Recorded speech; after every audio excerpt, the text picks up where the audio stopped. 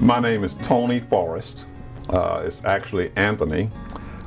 Tony is just a nickname. I have a sister a couple of years younger than I am. My mom and dad, and it was just the four of us.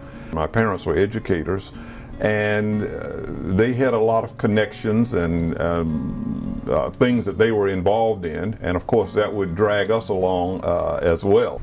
I think in many cases my parents were looked at as I guess community leaders, and I could feel that as I was growing up. I could see that they had an influence on other people, and I think that had an influence on me.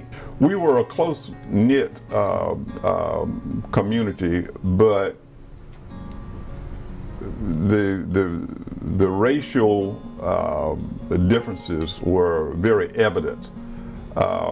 When I was growing up as a young man, to be perfectly candid, I didn't have white friends. It's not that I had something against white people, but I just didn't know them, and they didn't know me. And of course, the schools were segregated at the time.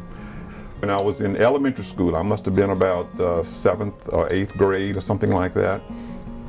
And I had a paper route that kind of put me in a situation where I was around people of other races.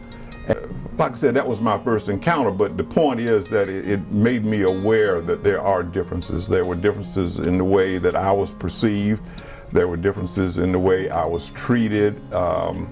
In fact, the neighborhood where I lived in, there was like a big field or a cow pasture that was separating the black community from the white community. And for the most part, nobody went over that line. We didn't go into other people's areas. As the schools were beginning to be integrated, they built the new school, and of course it wasn't fully integrated until after I left. But I had my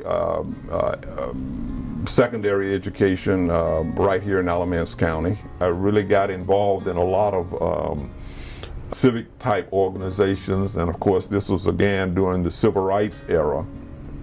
And I'd always had this desire to be involved in some way, to do something to pull my weight. I eventually got involved to the point that I was made party chair of the Alamance County Democratic Party.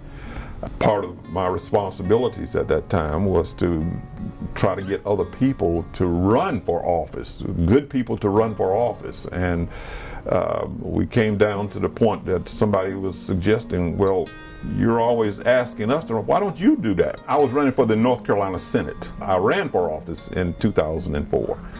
I did lose that election, but the experience was positive.